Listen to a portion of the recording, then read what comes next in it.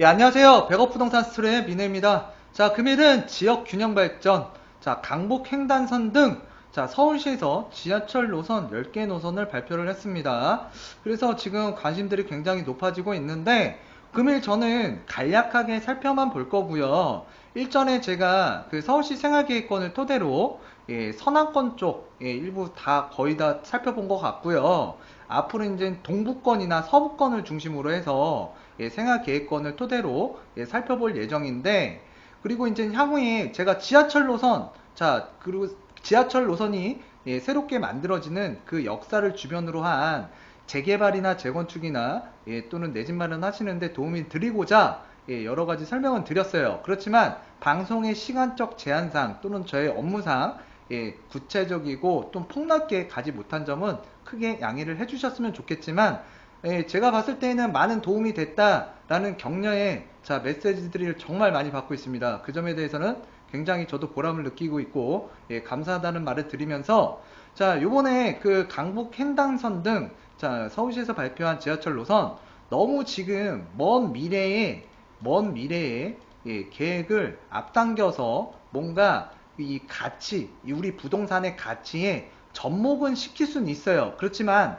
가격적인 측면에서 우리가 철저하게 냉소적으로 좀 소극적으로 보수적으로 좀 접근할 필요는 있다라는 점을 말씀드리면서 시작하겠습니다. 그래서 그러면 간단하게 한번 살펴볼 텐데, 앞으로 서울시 생활계획권이라든가 또는 지하철 노선, 제가 하는 스터디 있죠. 예, 그 스터디를 통해서 앞으로 그러니까 한번 살펴볼 거예요. 원래 살펴볼 예정이었고, 예, 그리고 최근에 이 노선이 발표가 되면서 뭐 잘 보지도 않던 지역들 또는 노선이 지나가는 지역들, 그런 거 전혀 얘기 안 하다가 갑자기 얘기들 많이 하시는 분들이 있어요. 그랬을 때 제가 서울시 생활계획권이든 또 지하철 노선이든 그런 부분들 그 동영상 올려놓은 걸 좀 참조하시면 여러분들께 많은 도움이 될 거고요. 예, 그래서 지금 뭐 이미 예, 뭔가 한번 살펴본 노선도 있고요. 또는 앞으로 살펴볼 노선이 있는데 오늘 간략하게 한번 살펴보도록 하겠습니다. 자, 그래서 우리가 이제 서울시인데요. 자, 서울시에는 우리가 중요한 게 하나 있어요. 자, 요 지역이죠. 해당 지역. 자, 강남 중심이고요. 여의도, 영등포 중심이라고 보시면 되고, 서울 도심이죠. 자, 이 세 군데에 공통점이 있습니다. 이 공통점, 예, 개발 계획도 많고요. 그리고 지금 우리가 먹고 사는데 제일 중요한 일자리가 많습니다. 일자리. 그래서 우리가 지하철 노선을 살펴볼 때에는 일단 이렇게 업무, 일자리, 우리가 먹고 사는데 예, 필요한 일자리가 있는 이 해당 지역들을 관통하느냐 안 하느냐에 따라서, 자, 우리 부동산 중에서도 주택 가격이 달라진다라는 거예요. 그래서 지금 우리가 그 해당 업무 지역에 지나가는 노선이 정말 중요하지만, 예, 요번에 새로 발표된 그 지하철 철도 노선망을 보게 되면, 자, 해당 지역으로 관통하는 자 노선도 있을 수 있지만, 일단은 전반적으로 환승이라고 보시면 될 것 같아요. 환승. 자, 환승하는 역을 이용하면, 자, 우리가 이렇게 일자리가 많은 도심이라든가 영등포라든가 또 여의도라든가 또는 강남권으로 이동이 가능할 텐데요. 그랬을 때 지금 우리가 이 중심에 있는 그 교통 편의성 또는 우리가 권력이라고 표현할게요. 제가 권력이라고. 자, 이 중심에 있는 교통 권력을 지금 분산한다고 생각하시면 될 것 같아요. 분산, 힘 빼기. 그래서 기존에 자 기득권이라든가 누군가가 봤을 때에는, 자, 이렇게 철도망이 많아지게 되면 사실 부동산을 이쪽 핵심지역에 갖고 계신 분들의 경우에는 그렇게 유쾌하진 않아요. 왜? 내가 만약에 이제 여의도 쪽에서 내가 근무를 하고 있는데, 예, 지금 현재 좀 교통 사각지대가 있습니다. 근데 해당 지역의 여의도의 아파트 굉장히 비싸죠?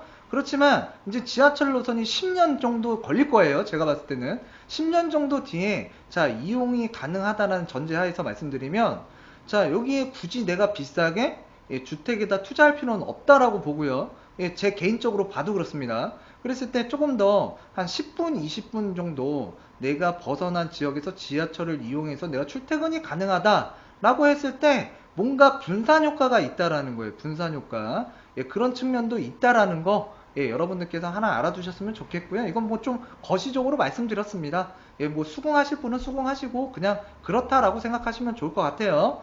그래서 이제 우리가 이 중심으로 해서 이제 그 지하철 노선들이 굉장히 많이 생기는데 아직까지는 좀 시간이 걸리는 예, 그런 그 노선들이기 때문에 지금 우리가 그 시간이 걸리는 만큼 자 부동산의 사이클, 경제 사이클이 분명히 예, 오르고 내리고 반복할 수 있습니다. 그렇기 때문에 여러분들께서 지금 당장 급하게 그 해당 지역에다가 뭔가를 막 투자를 하거나 뭔가를 만들려고 해요. 예, 그러실 필요는 없다라는 거 예, 한마디 드리면서 예, 살펴보도록 하겠습니다.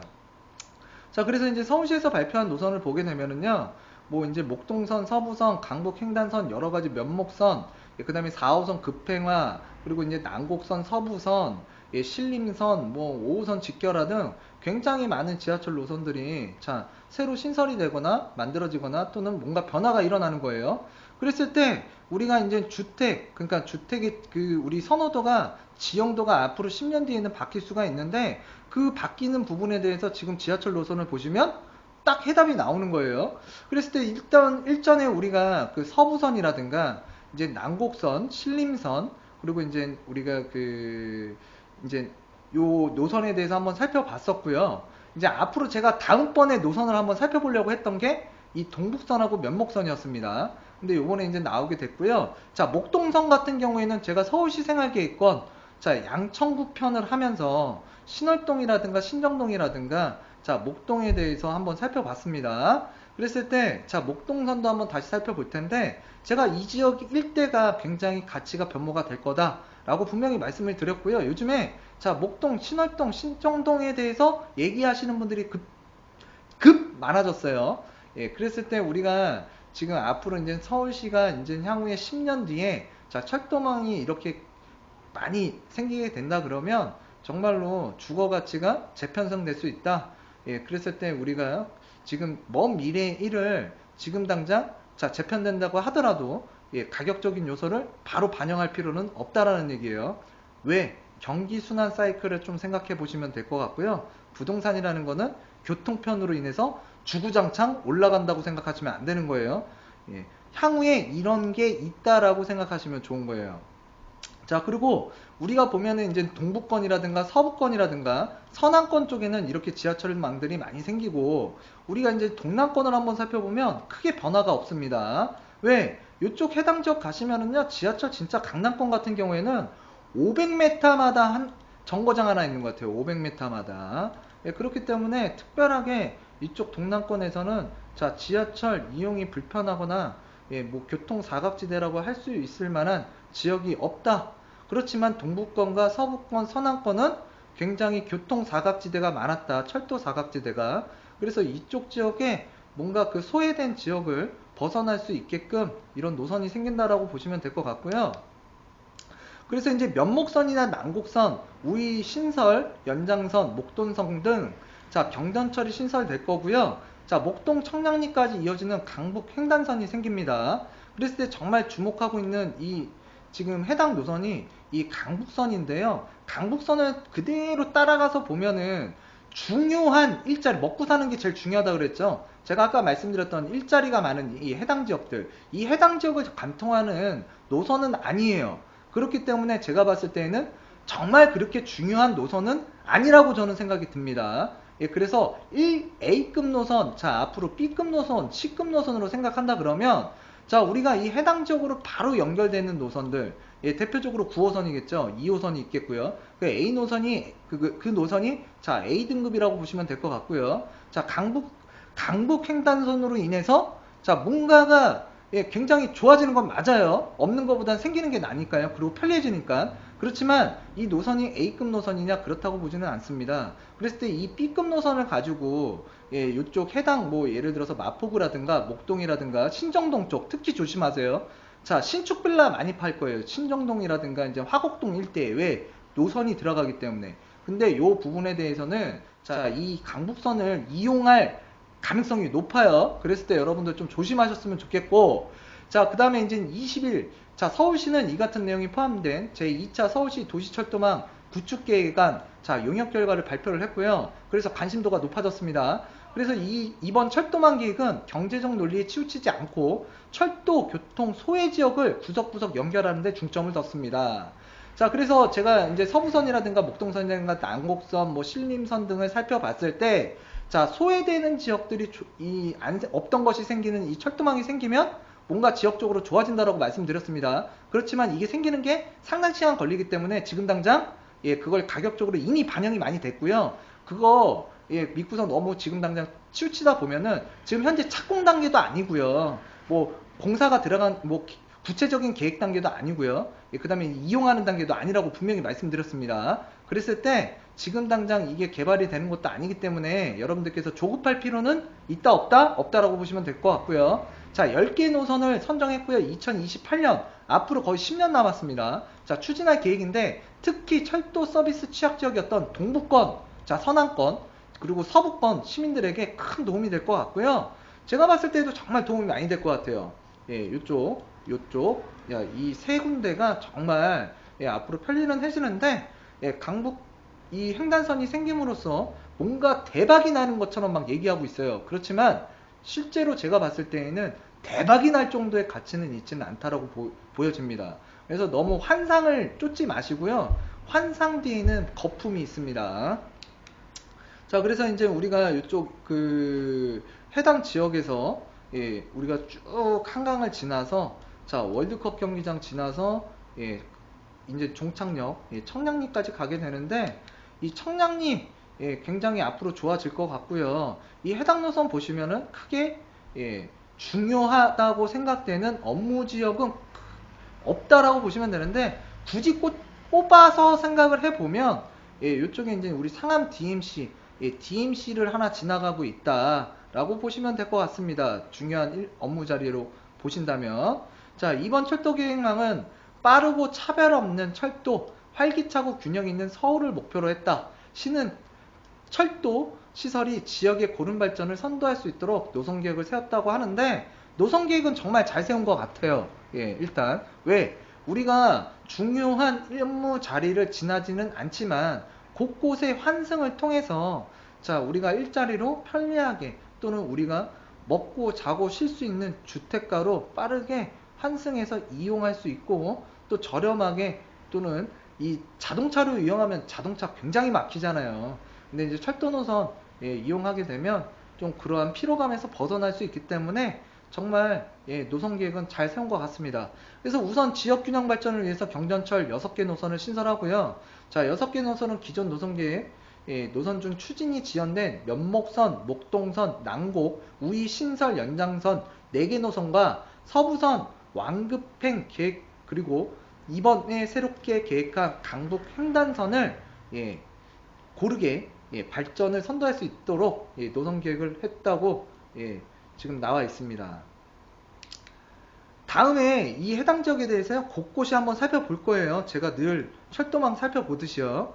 그래서 이제 면목선 같은 경우에는 그 노선을 그대로 유지하고요. 면목선 여기 있습니다. 그랬을 때 면목선은 그대로 노선을 유지하고요. 청량리역에서 강북 횡단선 자 환승할 수 있도록 하고요. 목동, 난곡, 우이 기존 노선을 유지하되 자 목동선의 경우 화곡지역 주민의 의견을 반영하여 지상 구간으로 계획한 서부 트럭 터미널 여기도 발전 개발 계획이 있다고 말씀드렸죠 제가. 자 강월초교 구간을 지하화한다. 그래서 요 해당 발전 계획에 대해서는 일전에 양천구 편을 한번 살펴보셨으면 좋겠고요. 그리고 이제 서부선 기존 세전역에서부터 서울대 입구역 구간을 자 대피선을 2개선 2개소를 추가해서 완급행 열차로 운행이 가능하도록 했다. 그래서 강북 횡단선은 그 열차 운행이 가능한 그 25.7 그러니까 25km 정도에 되는 장대 노선으로 강북 9호선 그러니까 우리가 9호선이 정말 중요하거든요. 강 이남에서는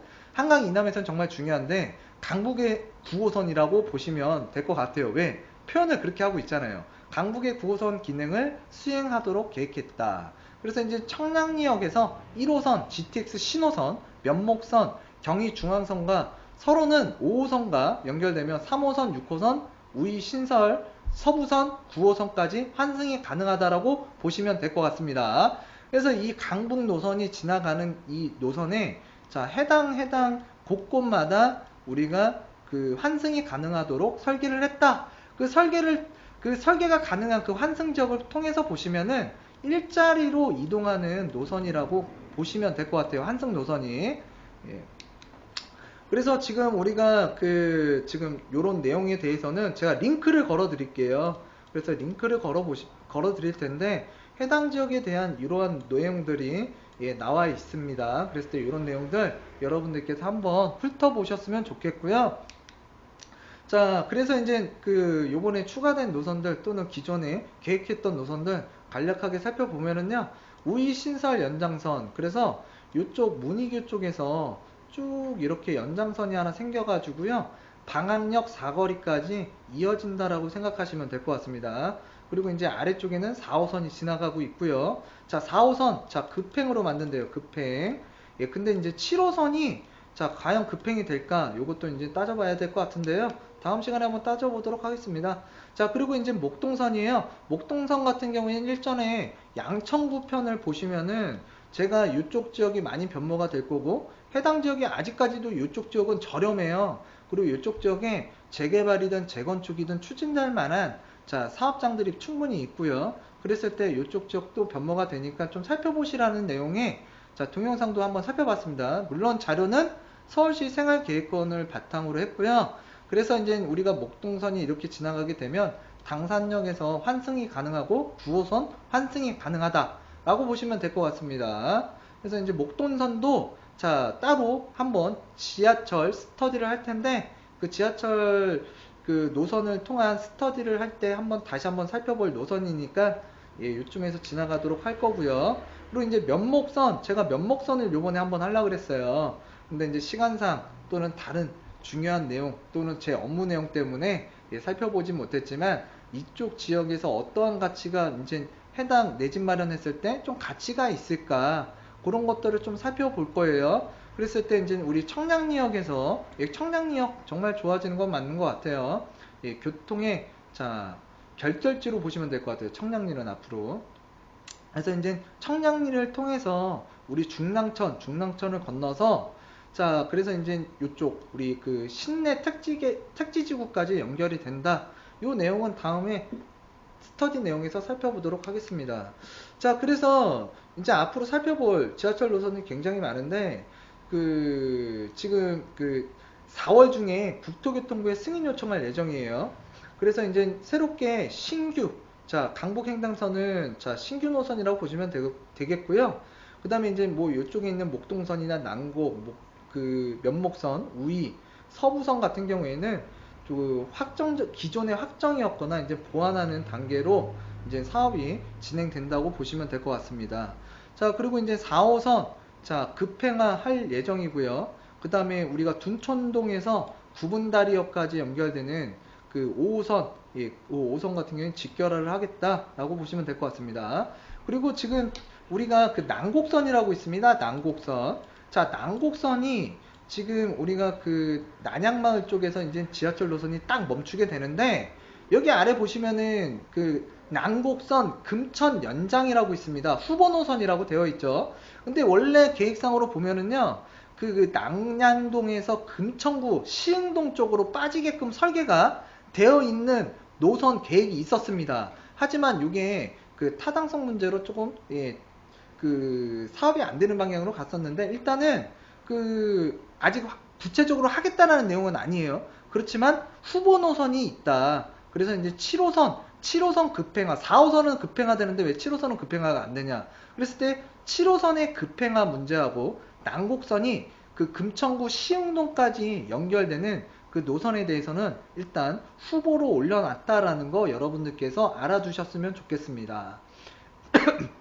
그래서 현재 그 조건부 노선, 네, 노선이 하나 있습니다. 그래서 9호선 4단계 추가 연장이 되면 고덕 강일에서 강일동까지 연결이 되는 자 2021년도 광역철도 지정 전제하에 조건부 도시철도망 노선이 반영된다 라고 해서 이런 계획안들이 나와 있는데 정말 많은 서울시에서 정말 주거를 선택했을 때 내 집 마련을 그 선택할 때 정말 중요한 잣대와 요소가 될 것 같고요. 그렇지만 이 지금 노선들이 지금 당장 이용할 수 있는 단계는 아니잖아요.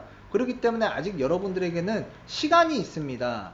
그렇지만 지금 이런 노선 계획들이 발표가 되면 일부 가격이 반영이 될 수가 있고요. 그 급등하는 가격, 반영된 가격들 여러분들 너무 뒤쫓아서 매입하실 필요는 없고요. 여러분들께서 충분한 시간과 그 다음에 여러분들의 아이들의 교육, 그리고 나의 일자리, 그 다음에 나의 뭐 은퇴 후 삶을 전부 다 고려하셔가지고요.